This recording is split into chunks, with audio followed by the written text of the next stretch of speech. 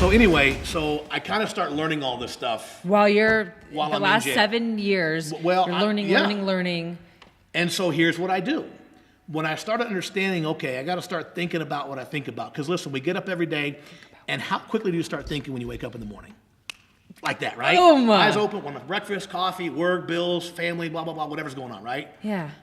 We think all day long, thinking about this, thinking about that, but we never stop to think about what we're going to think about. Yeah. And when you understand the implication on your thoughts from the emotion to the actions and results, it's like, whoa. I can't just let all this in. Right. I got to slow my roll and start thinking about what I'm going to be thinking about. So I start having this whole process, and I'm like, okay, if all this crazy stuff in my life has happened, I got to start thinking about other stuff. So here's what I did. I sat down at that same metal desk, and I wrote out what a perfect life for me would look like. The first thing I wrote down. That's what you did. You wrote out your perfect life. All the outcomes that you wanted. Yes. Wrote it down. First thing I wrote down is I'm an awesome father to my son. It wasn't true at the time. I had abandoned my son.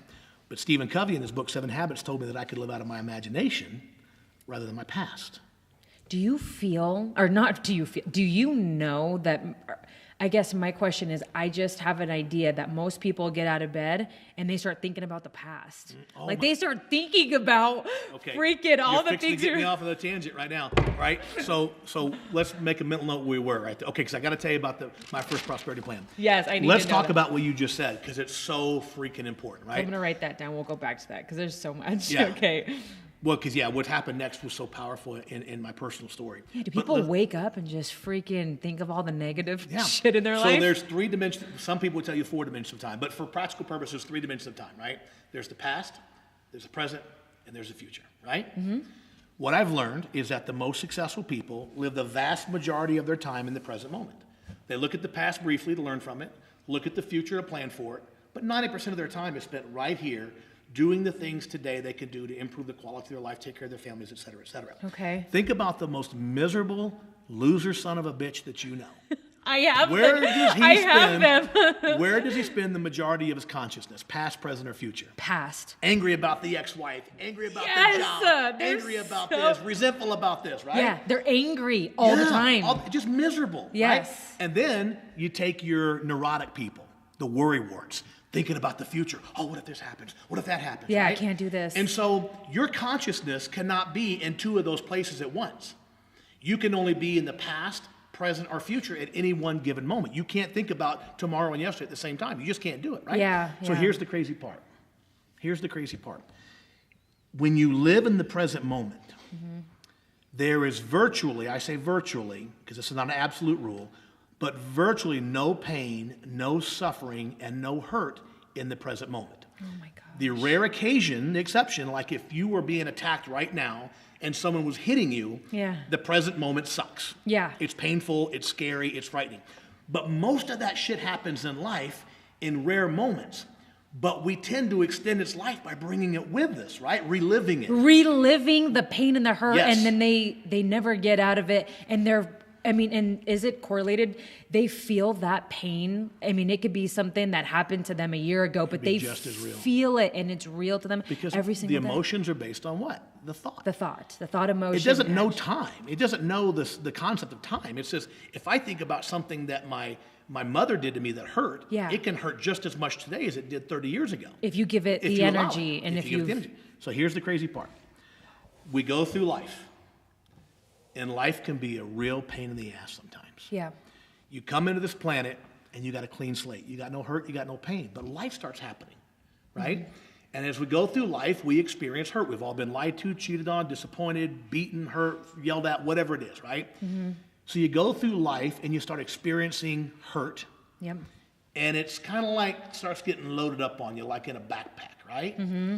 But it happens so subtly, you don't even know it happens. It's kind of like that old story, the old metaphor about the frog in the boiling water. You ever heard that? Mm-hmm. You take a pot of water and you boil it and drop a frog in it. The frog will come flying out. Yeah.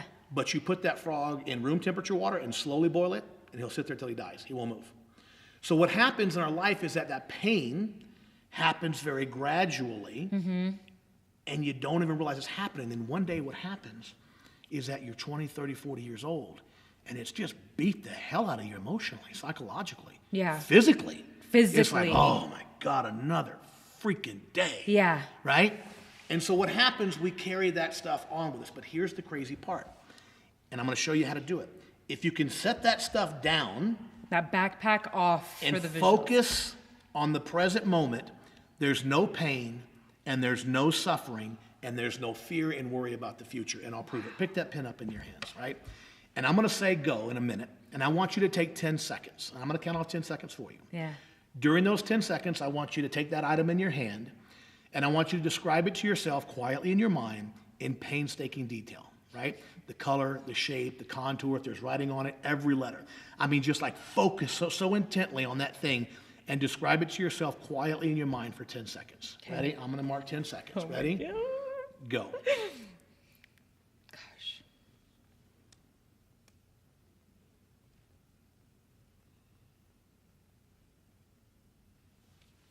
That's 10 seconds. Okay. Now let me ask you a question. During those 10 seconds, where was your consciousness, past, present, or future? Present. Completely absorbed in the present, right? Completely. Now let me ask you this. You mentioned a while earlier that you had some tough times coming up. Yeah. During those 10 seconds, was there any hurt or anger or pain about those things? None. None. Because it can't exist in the present moment unless we allow it. Right? Did you have any worry about the future? No.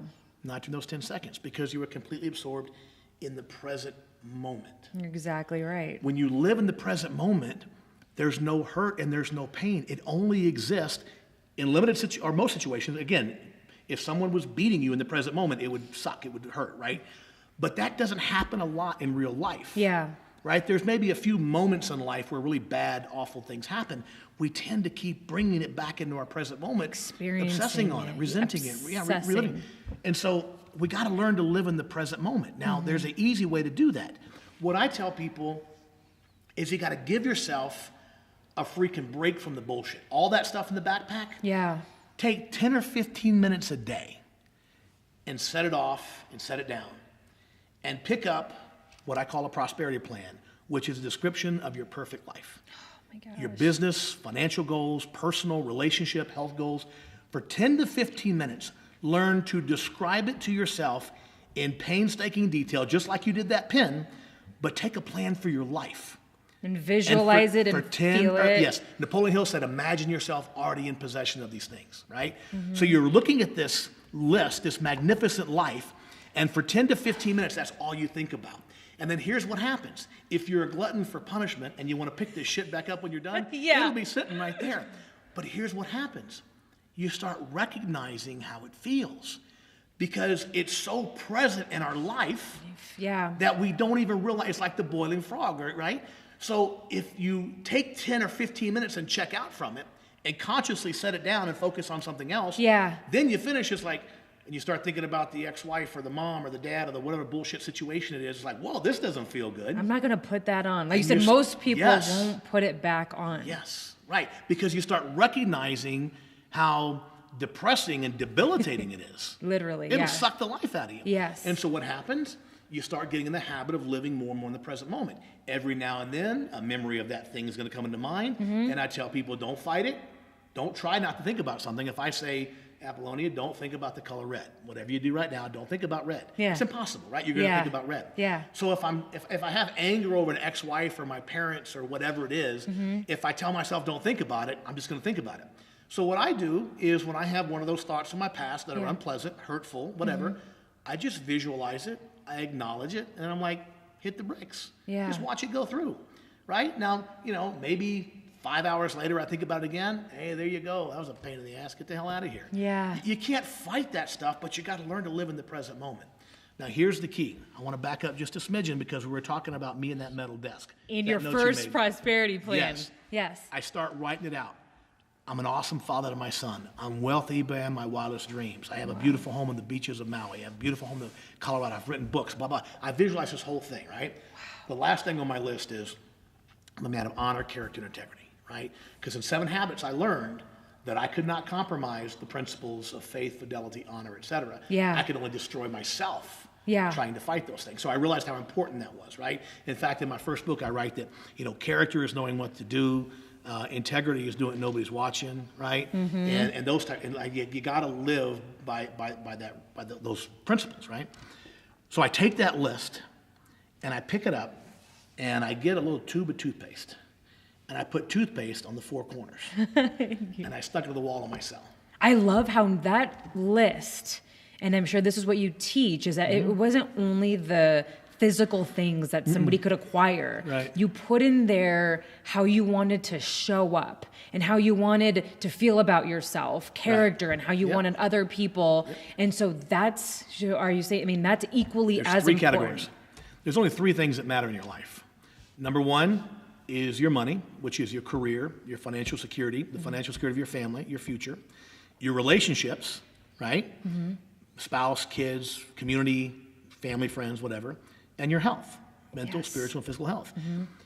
Those 3 things, we have to figure out, this is getting into the process, what do I want in each of these areas, specifically, right? Napoleon Hill said you have to have a definite purpose. Yes. Specifically, what do I want in my business, my sales, my income? The details. Right? And you can describe it however you want, as long as you're specific. Okay. Right? What do I want in my relationships? What kind of marriage? What kind of kids? Et cetera, et cetera. What do I want in my health? Mental, spiritual, physical health. Okay. You got to write it out, and then write down 1 or 2 things you got to do every single day to get that thing. That's where people screw it up. Right? The action part. Yeah, but it's so simple, right? Because what people do is they want to write down every conceivable thing they need to do to make $1 million, right? Yeah. All you got to do is write down the first 1 or 2. What have I got a 1,000-mile journey begins with a single step, right? Yeah. What have I got to do today to go 1 step closer to $1 million? Not tomorrow, not a year from now. I will have people come to me like, well, when my business grows, where am I going to get all the people? I'm like, you're looking at step 100. Don't even worry about it. Right? You'll figure it out when you get there. That's what I was saying about the coffee story. You just got to know you're going to get there. You don't have to know every step of the way, because then you get the paralysis through analysis, right? Yes. You overthink it. You don't do anything, right? You become paralyzed because, and engineers and technical people are horrible about this because they want to plan, they want to know every step. You're like, You let's can't. just. So if I want to make $1 million, what 2 things could you do every single day to move you 1 step closer? In sales, I tell people, run every call with passion and purpose, learn to diagnose problems and recommend solutions like a boss, and ask for the order every time. Just focus on those 3 things on every call. Right? And then my relationship. What if I want to have a great relationship with my wife? 2 simple things. And by the way, I recommend anybody. Are you married? Yeah. Yeah. Have the 5 love languages. Have you read it? Yeah. Oh, yeah. I mean, it's like we just went through it recently again, and did for half a day the exercises, and it's like you learn. So there's 1 or 2 things you need from your husband every single day. Yeah. It ain't rocket science. It ain't even $1 million. No. Right? No. For my wife, it's acts of services and words of encouragement, that type of stuff. So I tell my wife every single day she's beautiful and amazing every day, even on days she doesn't. You're you're amazing every day. Right. And you know what she needs. And learn to listen. Learn to listen without, because guys, when a woman comes to us with a problem, we go into problem-solving mode. Yeah. Right? Women will discuss a problem with no intentions or desire to solve it. They just want to talk about it, right? Men are like, if we're not solving the problem, why the hell are we talking about it, right? Like, I just wanted to run it past you, but I already have my own agenda, but Right. I just wanted to talk about it. You know how to solve the problem, Yeah. right? So it's like, learn to listen and, learn little things. Find out, but that's all you got to do. It's simple. It's simple. Listen, the confused mind says no.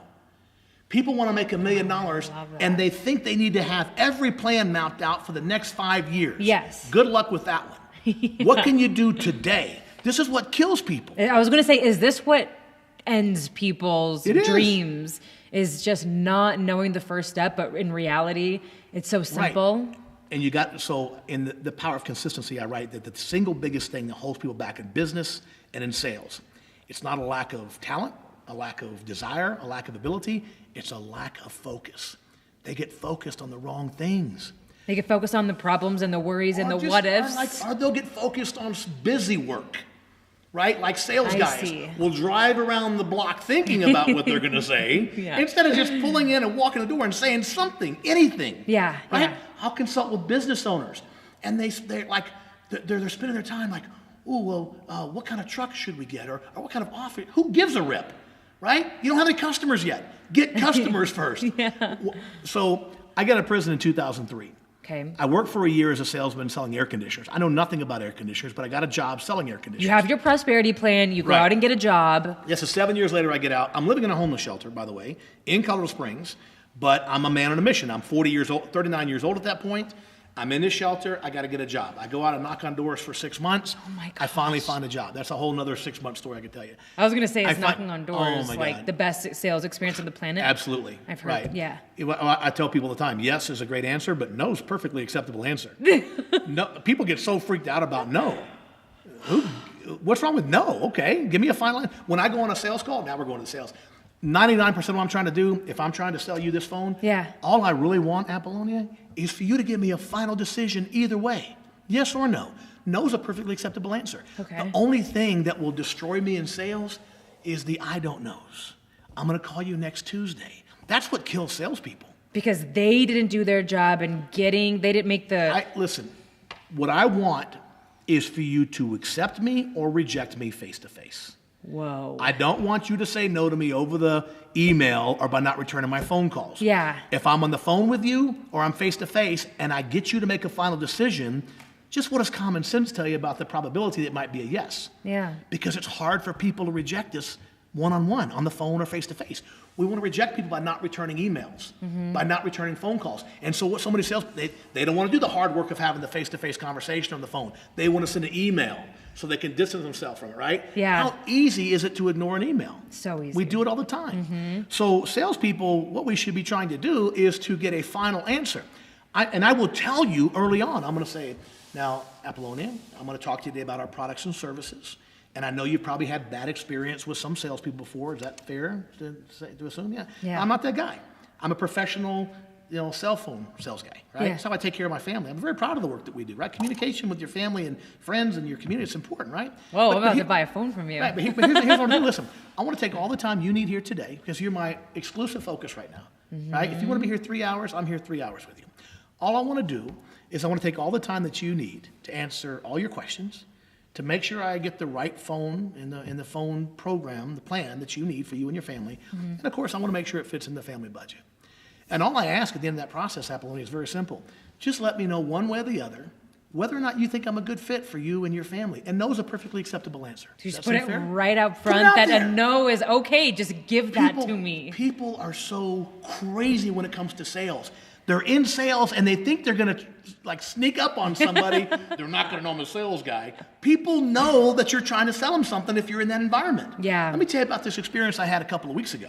So I love Toomey luggage. Okay. Right? And I go through it every couple of years because I travel 200,000 miles a year. 2 years, it gets beat to hell and I want new stuff. So they have the Toomey shops in a lot of the airports, right? Yeah. So whenever I'm traveling, I'll go in the Toomey shops. I'll look at the latest, greatest, coolest stuff, right? And then I'll never buy it there because I got luggage. I don't want to take it with me. Yeah. And I'll just get home. My wife will order for me online or I'll go online and order it, right? Yeah. Right? But I like to look at it so I can see it. So I'm in Cincinnati, a couple weeks ago. 2 or 3 weeks ago. Okay. And I go in the Toomey shop there. And of course, I'm going to look at some luggage. I walk in, it's a Saturday morning. I'm on my way back to Colorado. And there's this young girl, can't be more than 20 years old. She's sitting there in the store Saturday morning. And I walk in, I said, "How you doing?" She says... You greet her. Yeah, I walk in, she's there I was going right? to, yeah. And I walk in, I said, "How you doing?" She looks up, she goes, "I'll be doing a lot better if you buy something today." And I'm like, I love that. She's not going to sit there and retail and act like, if you need anything, let me know. I'll just be over here. The comment. We're I not thought stupid, that's what you were going to say. Right? No, what she says is, "Hey, I'll be a lot better if you buy something." And then she lit up. She comes over. She spends 20 minutes with me. She shows me the zippers and the this and that and the other stuff. She actually got up and talked to you. And she did a great job. But she created the expectation the moment I walked in that she wanted me to buy. Wow. And most salespeople are like, "No, I'm just going to educate you today. We're not really trying to sell." Bullshit. You're trying to sell me something. Yeah. That's why you're in this retail store. That's why we're on this sales call, right? And people try to dance around it. So I go through this process for 20 minutes with her, and the whole time I'm like, I feel obligated. She wants me to buy something. I'm in. So for the first time in my life, I bought the Toomey luggage in the store and had her ship it to me. Oh my gosh. Because she created the expectation. I felt like she wants my business. I felt like if I walked out on her, I would disappoint her. But if she had done like most salespeople, let me know if you see something. Then I just kind of sneak out of the store when she's not looking, right? Yes. Yeah, it's crazy. She did her job. I was talking to a guy the other day, a week or two ago, one of the top sales guys in the industry. It's an industry where the average the person's doing about $2 million a year. This guy's selling $5 million a year. Jeez. Right? He's like way better than everybody else, right? So we're talking. I'm like, what's the secret sauce? He says, well, I just let people know right out of the gate that I hope we do business. I said, well, tell me what you say. He goes, well, sit down. I'll say, listen, Mr. Prospect, I don't know if you're going to buy like our finest, most expensive products or our cheapest, most economical, but I got a feeling we're going to do some business today. He creates the expectation. As simple as that, and it's as simple it. as that. Create the expectation and then do what I call the intention statement. Let me know one way that knows a perfectly acceptable answer, by the way. Yeah. It creates the expectation that I hope you buy from me, but knows okay. Yeah. Man, that's so powerful. Yeah, and it's so simple. The simple stuff is always the best stuff, right? Mm-hmm. So, it's just being straightforward, transparent. Here's what we hope, that's just sales and business. People are missing the fundamentals all over the place. I mean, just thinking about my own sales experience for, going into stores or anything like that. Yeah. If I got an oil and gas company, and by the way, most difficult job I ever had in my life was working on a freaking oil rig in the Gulf of Mexico when I was 18 years old. Oh my gosh, I had no idea. And I got hurt. I could have used a safety person out there to help me. Safety team. I was mixing this mud and it spewed and all this caustic. They had to fly me back in. This is out on the Gulf Coast, right? Yeah. Fly me back into the hospital in somewhere in Texas. But anyway, caustic. Freaking. Oh, it was bad. Gosh. It was bad. It was like I could not wait to not be doing that job anymore, right? And I made it one summer, and that was it. We do have a lot of caustic burns. Yeah. So anyway, but if I have this oil company and you come in my office, and I know that you sell safety services, you're not going to surprise me by telling me something or wanting. I know why you're here. Yeah. So to me, it's like simple things. Here's another simple. I mean, these are such easy. I mean, I have a whole process, right? Yeah. But that's like, you got to learn that. It takes time. Here's one that people often overlook. How many times have you heard in sales that people buy from people they like? That's all like day, number one. right? Yeah, all day. So as salespeople, we go in, and my job is to make you like me. Yeah. And trust me. Yeah. And if so, maybe you'll buy from me. Yeah. But people forget that people also buy from people that like them. It's the flip side of that coin. I've never thought about it that way. People buy from people they like, but they also buy from people who like them. Because they feel obligated? Is that? Well, I mean, you just want to do business and be friendly with people that like you, right? Okay. So my job when I come in to say this phone, of course I want you to like me, and I'm going to be on time and honest and transparent and all those things. I'm going to try to be funny and cute and charming and all the stuff that you got to be. But I got to make sure you know that, hey, I dig you, man. You're kind of a cool person. Now, how do you do that without being, obnoxious and annoying? Yeah. Ask advice. So if I come into you, I do that so naturally. Yeah. I always ask for advice. And it's great because who do you ask advice from? People that I admire and think they're successful. Right. Yeah. So if I'm trying to sell you like a phone and we start talking about what do you do for a living or what do you, and you tell me that you ride motorcycles. Apolonia, I've never owned a motorcycle, but if I was going to get in a motorcycle, what would be the first thing you'd tell me to do? Yeah. And boy, you ask people advice or something they love, they go all of a sudden they become effusive, right? You go, you got to do this, you got to do that, you got to do this. And what I'm communicating to you is I like you and I value your opinion because I'm asking your advice on this. Mm-hmm. So it's not just enough. Most people go into sales like, oh, we're a great company and we're this and we got I'm the a best know-it-all. Yeah, I got this. And it's like, wait a second. You got to let them know like, hey, I mean, I've gone so far when it's true, when it's legit on sales calls, and I'll meet some fascinating person and they'll start telling me something and I'll be like, holy cow, you are fascinating human being. Yeah. Right now, if it's fake, if it's contrived, you're going to get toasted, right?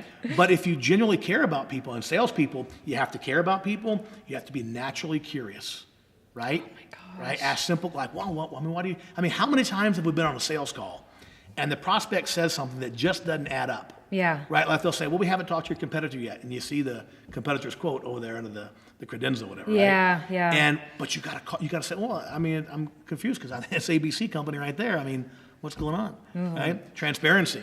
You gotta be naturally curious. When people say things don't add up, tell me more about that. Yeah. Right?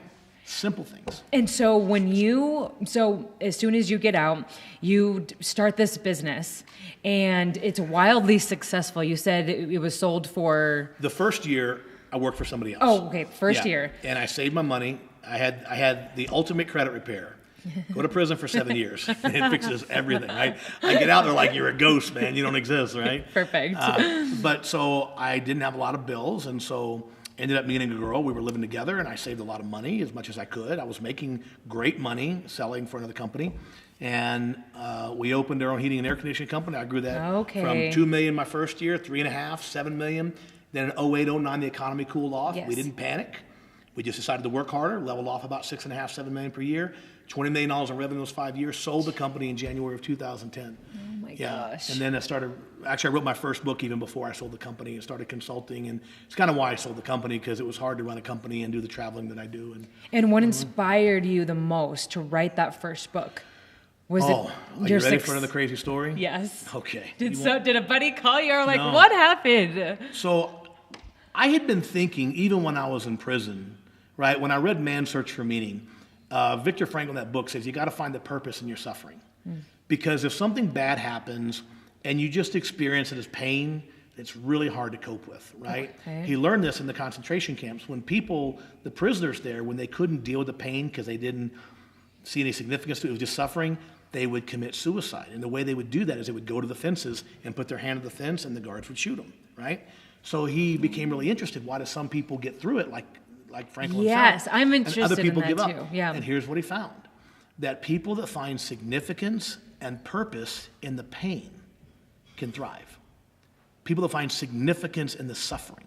So whatever happened to you when you were little that you talked about, you've got to look at them. Maybe you've already done this. You got to look at them. What was the purpose? What was the significance? And the reason that's helpful, because as we get older and we learn stuff, it's like painful stuff still happens. Yeah. But now when something bad happens in my life, instead of like, oh, this is miserable, like, where's the lesson? Yes. Where's the point? That's how I feel too. And I love how you keep referring to the fact that every single person is going to get punched in the face with life. Like you keep saying that. You say that, you're going to go through rough times, but Nobody like you gets will out alive. continue to get hurt all Yeah. the time. It's the nature of our existence, really. And like how we deal with that is what you're saying That's is the key. going to be. It's the point. The most successful people are not successful because they somehow avoided money, relationship, and health problems. No. Right? Nobody escapes that. They're successful because they've learned how to thrive in the face of those challenges, those difficulties, right? Yeah. And the simplest philosophy, you can express it this way, that your success in life is a reflection of how well you deal with bullshit. Because you're going to face bullshit. Money problems, All business day. problems, relationship problems, right? Health problems. Somebody you know is going to get sick and die. You're going to get sick and die one day. I'm going to. I mean, nobody gets out of life. Nobody gets through without getting their teeth knocked out, right? Yeah. Bam, bam, bam, right? It's Yeah. life. The key is, how do I respond to those things? Yes. Right? How do I thrive in the face of those things? Yes. So So what that's- happens to yeah. inspire this book? Yeah. Oh Oh God. my So gosh. I'm in the heating and air conditioning business. Again, I don't know the first thing about it. From a mechanical, technical perspective, Yeah. when I had the company, I said, we're not in the heating and air conditioning business. We're in the sales and marketing business, and we happen to install air conditioners. And because I love everybody that else, philosophy. Yeah, everybody else is in the heating and air conditioning business. So guess what they're good at? Heating and air conditioning. Yeah. I'm good at sales and marketing. Who's going to win that battle? You, all day. All day. I'm going to outperform them. So I opened the company at the end of 04, right? 05, do great. Come out of the gate. All of a sudden, the community, the contracting community, who are these guys? Second year, $3.5 million, right? Third year, I went out and bought 2 or 3 competitors and started consolidating companies, right? Really? So now we're really growing. We're the largest company in Southern Colorado in this residential heating and air conditioning. Wow. And guess what the local contracting community thought about that?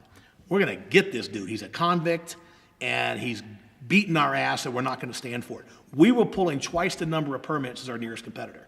So we were out competing them, right? And they were not happy. Of course they weren't. Right. Yeah, of course they weren't. That's a whole other thing. Don't expect a ticket. I mean, people listening right now, you get your shit together and you get laser focused on stuff you're going to do, and you stop making excuses and you start overcoming the challenges. Don't expect a ticker tape parade. Don't expect a garden party. There will be people in your life, people that you love, people that you trust, that will be threatened by your by that success and Yeah. your drive and your focus. I It's like how you when said I that. was a kid, we used to go in South Louisiana, we'd go crabbing, right? You throw these metal traps off a bridge and they collapse. They'll sit on the bottom of the bayou, and you put some chicken necks in there or something, the crabs will all come in there, and you just lift it up and they'll just like come right up, right? Yeah. They just stay in the cage. Yeah. They could climb out of the cage. They got claws, right? But they don't. They don't. It's coming up. They just look around like, okay, this is kind of weird. We're flying through the air, except for that one. And you start climbing out. What do the other ones do? Freaking pull him down. Pull him down. Get right? down. Hey, cliches are cliches because they're true. Misery loves company. I totally believe that. Yeah. If someone has negative vibe, negative energy, I'm like, you can't be in my life. Yeah. No matter. I did this Facebook post. I did an event a couple of years ago at the Rock and Roll Hall of Fame, and I was doing this keynote, and it was like, basically, you're the average of the 5 people you hang out with most. Yeah. And so my video marketing people took a clip of it, put it up on the Facebook. It's had hundreds of thousands of views. And you would not believe the negative, mean, oh, you're so selfish, you don't care about the people. That's not the point. Oh, my gosh. The point is that you have to understand that, it's a biblical principle. Bad association spoil useful habits. You got to be careful who you hang out with because they're feeding your brain. That's the truth. Right? They're feeding your brain. So we have this success. In 2007, I get a letter from the Pikes Peak Regional Building Department, and they said, "Hey, we're going to do a review of your license." Okay. Okay. You're like, is this normal? I don't know. I don't Whatever. know, right? So I go down, and it's kind of a city council meeting, and there's this big room, and these 5 or 6 men up behind their desk up there on this kind of platform, and there's a room full of homeowners and contractors doing their business, and the guy hits his gavel and says, "We're gonna call this meeting to order," and they announce my name, and I come up the podium, and the guy says, "We're gonna move for an executive session," and my first reaction is like, they know who's up in this bitch, right? They got an executive session, right? I didn't know. Special treatment for me. Executive session means private.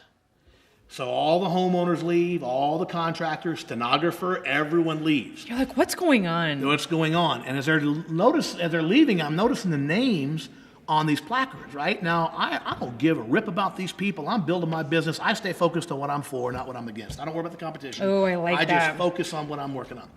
But I start looking at their names. I recognize their names as the owners of all my competitors. Turns out these are voluntary positions. Of course they are. The people that govern my license and my business are competitors against whom we're thumping. So I'm starting to like, okay, what's going on here? Yeah. The chairman says, "Mr. Long, we can do this the easy way or the hard way, but you're not going to have a contracting license in El Paso County." I'm like, whoa, I had 40, 50 employees at this point. We had just purchased other companies, borrowed a ton of money. And I'm like, whoa. My first impression was that, okay, they just want more information. They heard I went to prison. They just need information. I said, "Mr. Chairman, can I take just a few minutes?" He goes, "Yeah." I said, "Listen, we run a clean business. You can come in and pull my credit. You can check my taxes. You can check on my suppliers. You can call any one of my customers. I mean, we are like the cleanest, tightest operation. And I changed my life, and my dad died, and I told him the whole story, right? Went on for probably 40 minutes. I finished, the guy says, "Well, that's a great story, Mr. Long. But like I said, we can do this the easy way or the hard way." And then I realized this was not about me. This was about them getting rid of me. Them, yeah. So I'm sitting there, and now I go into full panic. If they pull my license, I'm going to lose everything, right? This is insane. So there was a guy sitting to my left in the corner, and he had previously introduced himself as the county attorney. And so I turned, I said, "Mr. County Attorney, do you understand what's going on here?" He goes, "Yeah, we're trying to protect the community from people like you." I'm like, "Have you heard a word I've said?" I mean, yeah. I told them stories of the things we did for customers. We had a cancer victim, for example, one time. We refunded all of her money because she got cancer to sell her house. We would do things for our customers our competition would beyond, do. Yeah. I have to with my background because people are always waiting for me to fulfill a stereotype, and it's never going to happen. I was just having a conversation with the Zig Ziglar people this morning. Yeah. And one of the things on my prosperity plan is I resolve all financial conflict in the other person's favor. I won't even argue about it. You say I owe you 10 grand instead of 2 grand, here's 10 grand. Yeah. Right? Because the universe just keeps dumping money in my direction. I don't have to worry about it. Yeah. Right? I always resolve things in the other person's favor, right? Yeah. So I asked, he says, "We're trying to," I said, "Have you heard what I said?" Yeah, what are you talking about? I said, "Listen, these guys are all my competitors. This is a total conflict of interest. They're trying to pull my license because I'm outperforming them. We've been doing this, we've been doing that." To his credit, the county attorney's like, "Okay, maybe I better look into this some more." Because all he heard was some scumbag convict that needed to have the license pulled. When I started telling him what was going on and our performance, how we were outperforming these other companies, he got suspicious. So he calls for a 30-day continuance. I go out meanwhile, and I hire a very high-profile attorney who gets with the county attorney like, "Hey, we're going to sue you guys to the moon and back. Yeah. This guy's done nothing wrong." Yeah. I mean, his license is legit. On my license, I checked the box. that I had a felony record. No one ever asked me any more about it. Doesn't mean you can't have a license in Colorado. So everything was on the up and up. So they end up dropping the whole thing, right? But they said they would do it the easy way or the hard way. Yeah. When the easy way didn't work, they went to the hard way. Which was? A couple of weeks later, I get a call from a reporter at the Colorado Springs Gazette, our local newspaper, who happens to be doing a story on my life and whether or not I should be allowed to have a contracting license. This is unbelievable. Unbelievable. I'm a freaking HVAC contractor. They're acting like I'm running for mayor or something, right? Yeah. So What the heck? I give my statement to the guy because I got to at least respond. I go out to get my paper a couple of mornings later. Oh my gosh. I get the paper and I'm getting ready to open it. You're the front head. Front page above the fold. Ex-con's life in the balance. They've got a 20-year-old mugshot, like 6 inches by 4 inches, on the. And then you open the thing, and it's like 7 columns, like from quitting high school to getting divorced and the rest for this. And then in the middle of that page was like a little summary box. Your statement? With everything I ever did. Arrest, conviction, prison, blah, blah, blah. People have asked me before, why didn't you sue him? I'm like, this shit was true. It just looked really bad when you put it in one little box of black and white. The next 3 years, Apolonia, when we would go on a sales call, if one of our competition had been there before, they would have a picture of my mugshot on the homeowner's kitchen table with the criminal record copy in the back. What pieces of... Yeah. Wow. And I said, you know what? Yeah, how did you take it? No one's ever, the seed of equivalent benefit and grist for the mill, Napoleon Hill. Make it grist for the mill. What I did was train my salespeople is we can't let them define us. When we walk into a house, the first conversation we started having is, let me tell you the story of the guy that started our company. And we tell my story in context. Yes. The whole story, right? So we had our best year ever in 2007. We continued to destroy those guys. But here was a lesson.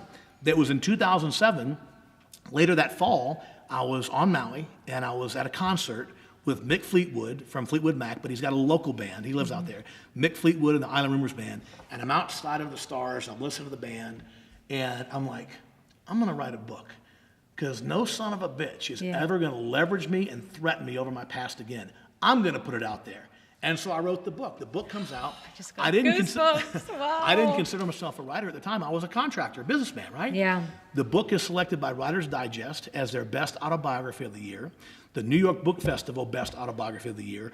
All of a sudden, I'm getting calls to do speaking, and that's like the whole course of my professional life changed at that point. That's how I started getting into consulting and writing and speaking, all that stuff. Was through the adversity. Yes. That's what Napoleon Hill says. Through every adversity is the seed of equivalent benefit. And you have to look for it. What is the seed of equivalent benefit? What's the silver lining here?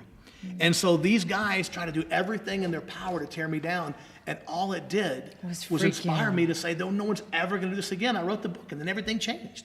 Right? That just circles back to how you deal with the shit that happens in your life. Like I'm good at dealing with bullshit. I am so good at dealing with bullshit. I don't care what it is. I've learned that you just pause, you think, you strategize. What can I do here? If you believe, like with certainty the way I do, that there is some positive seed of equivalent benefit, there's something I have to learn. If you really believe that and could just sit back and say, okay, what's the lesson? What am I supposed to do here? Rather than reacting, knee-jerk reaction emotionally and getting upset. And say, okay, what is I don't care how bad the situation is. Yeah. Right? And that's the thing. I mean, you got to deal with adversity. Wow. That's the key. That's the key to life. It's the key to business. Listen, when I do business development and sales training, I won't even offer that to my clients unless they all go through my mindset training first. You need them to understand that. They have to understand. Yeah. Because if they don't understand the prosperity mindset, I'm going to give them business and sales tools like, oh, we can't use that. The economy's bad. Right? You can't hear that. Right. And so you have to understand the mindset that the bad economy, the cheap competitors, the difficult customers, all that determines is how hard you have to work. It doesn't mean you can't be successful. In other words, when the economy is great, it might be easier to be successful. But if the economy collapses, that doesn't mean you can't be successful. No. It just means you're going to have to work harder. Yeah. It just changes your strategy. I feel like 98% of people would have thrown in the towel after facing what you would face, because that would have been the time that's like, hey, it wasn't That's it. It wasn't meant to be, you know, it looks like in my life right now, everything is piling up against me. And, you know, I gave it a good shot, but this is how my life is meant to be. Right. I'm not supposed to succeed. Yeah. So. Right. But I'm looking for the lesson.